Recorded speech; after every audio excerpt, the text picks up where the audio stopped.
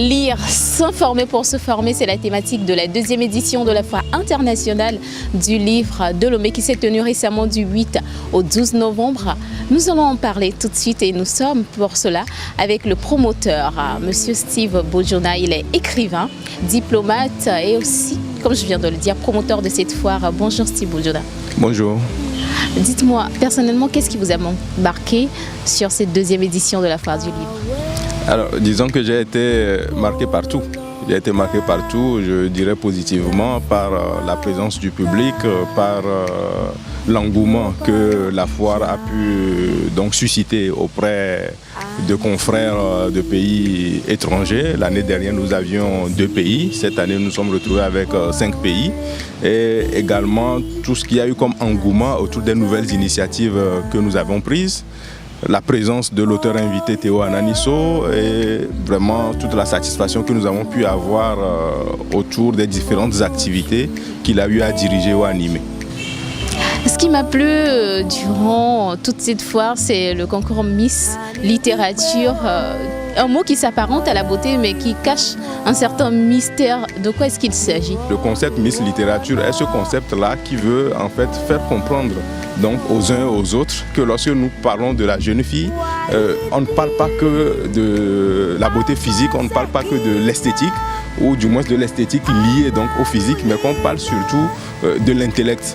Protéger l'intimité d'une personne, c'est également lutter pour que chaque individu.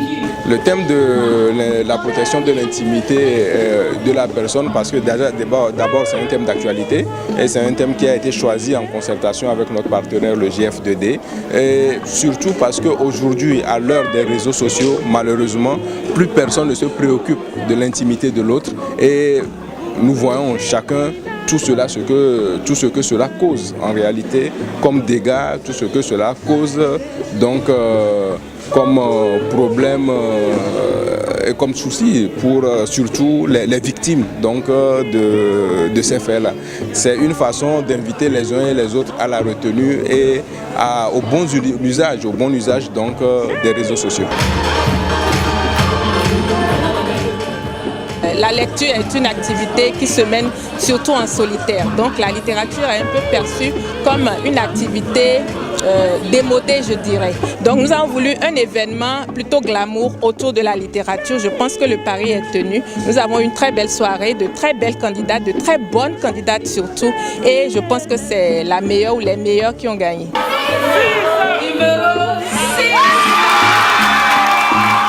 D'abord, je suis surprise, agréablement surprise, parce que je ne m'attendais pas vraiment à être élue ce soir. J'ai voulu donner de mon tout, j'ai voulu donner de tout ce que j'avais, j'ai voulu faire de mon mieux, mettre à profit mes connaissances littéraires, et c'est ce que j'ai fait ce soir. Pour ce qu'on a l'habitude, le préjugé qu'on peut avoir par rapport aux filles africaines au sujet de la littérature. C'est des filles qui maîtrisaient très bien les sujets de littérature. C'est des filles qui n'avaient pas vraiment peur de prendre la parole en public. Et je pense donc que le casting a été très bon. Elles étaient 61 au début. Je crois que ce sont vraiment les meilleures qui ont été retenues. L'événement nous permet aujourd'hui de dégager une Miss Littérature qui nous permet donc de pouvoir représenter valablement le Togo en 2019 à Cotonou dans le cadre du concours sous-régional qui va réunir le Bénin, la Côte d'Ivoire, le Niger et le Togo. Il faut dire que nous avons commencé il y a 3 ans par le Bénin. Nous avons fait 2 éditions au Bénin et nous nous sommes dit qu'il fallait un peu s'agrandir en quelque sorte. Donc voilà pourquoi nous avons décidé cette année d'associer le Togo, le Niger et la Côte d'Ivoire au Bénin et organiser une finale sous-régionale l'année prochaine. Alors, la Miss Littérature, déjà, elle devient le porte-flambeau du colloque le littéraire dans toutes ses activités de promotion de la lecture, de promotion du livre, de façon générale de promotion de la littérature.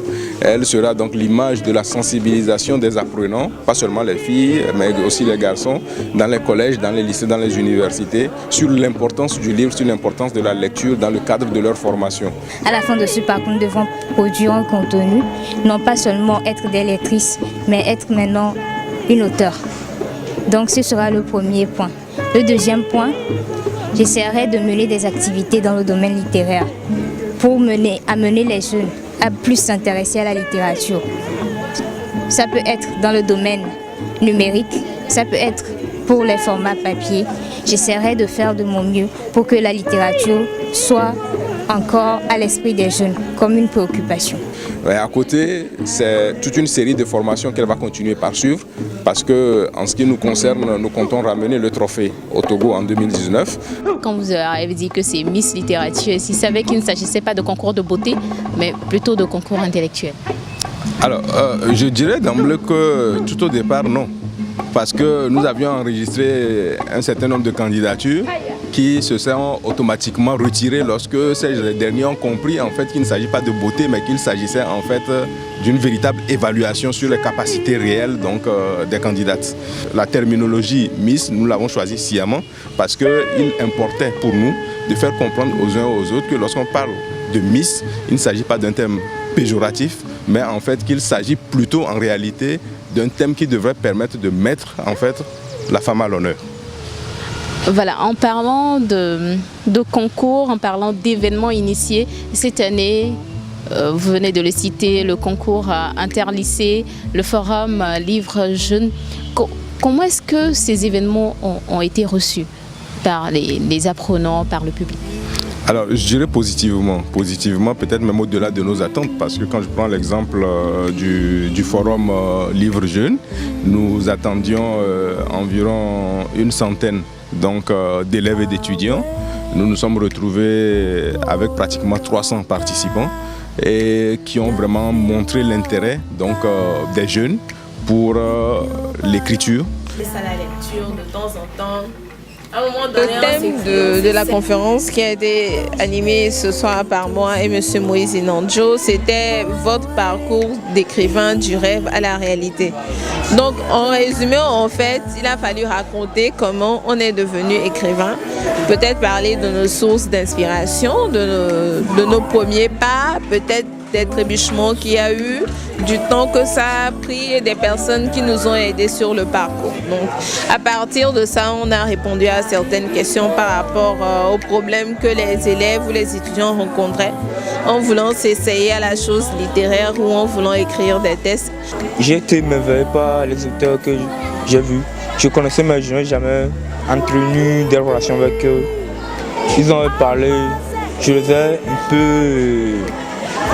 peu aimé à les connaître, oui, et voir comment ils procèdent dans la vie pour faire sortir leurs œuvres, écrire et faire des autres choses. En ce qui nous concerne au niveau du forum Livre Jeune, l'objectif à terme, c'est de pouvoir identifier parmi ces jeunes qui ont participé au forum, ceux-là qui ont vraiment du talent. Et de pouvoir leur attribuer des coachs qui sont donc des écrivains confirmés qui vont donc les suivre, leur donner des conseils sur quasiment toute une année, histoire donc de pouvoir les accompagner tout au long du processus jusqu'à l'aboutissement de la réalisation en fait de leur rêve qui est naturellement celui de pouvoir publier en fait un livre.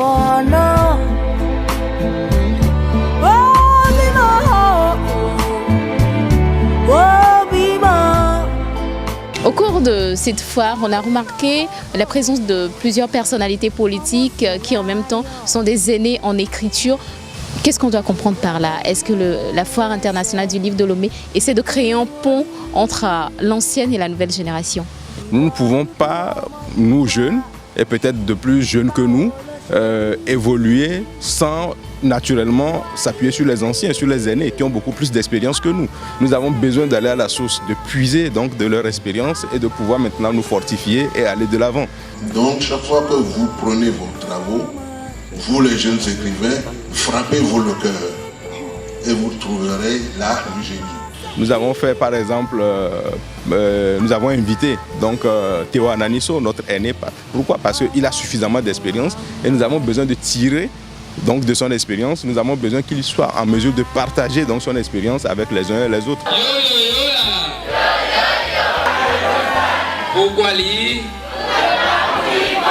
Les Togolais qui écrivent, qui sont soit ici ou ailleurs, il faut aller les chercher pour chaque fois les ramener, pour nous mettre en contact avec les plus jeunes. Et c'est dans le contact avec les plus jeunes que justement comme ici maintenant ou hier, nous, dans un atelier, nous pouvons communiquer et en donnant, c'est-à-dire que l'expérience qu'on a, on nous donne et eux aussi ils reçoivent et ils s'améliorent. C'est comme ça, on apprend, tout est apprentissage. Tout d'abord, on lit mais on ne comprend pas parce qu'on n'a pas la tête sur ce qu'on lit. Et donc, M. Anani, M. Théo nous a invités, nous les jeunes, à lire, à comprendre, à aimer la lecture plutôt que des choses inutiles. En tant qu'élève, futur étudiant, je pourrais dire que je vais remonter mon inspiration de lire et je vais aussi conseiller mes amis de lire autant qu'ils peuvent. On sait que c'est un problème pour la jeunesse de nos jours avec les réseaux sociaux, de s'adapter encore aux livres. Mais est-ce qu'au Bénin, il y a une stratégie assez innovante pour pouvoir amener ces jeunes, ces apprenants à ne pas négliger la lecture? Oui, il y a des stratégies, lesquelles par exemple nous organisons des rencontres littéraires tous les 3e samedis du mois. Quand je prends le département du littoral, ça s'organise.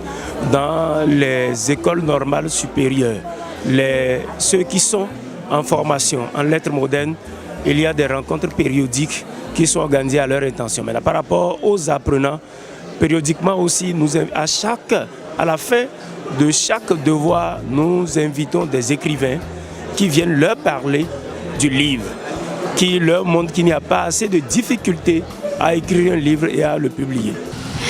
Alors, bilan de la 2e édition de la Foire internationale du livre. Steve Bojuna, vous êtes satisfait ou pas? Alors, bilan, je suis satisfait, oui.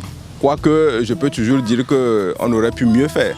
On aurait pu mieux faire, donc nous allons nous atteler à toujours continuer par travailler et aller au-delà de ce que nous avons eu au cours de cette édition, parce que la Foire internationale du livre de Lomé, elle est appelée à grandir.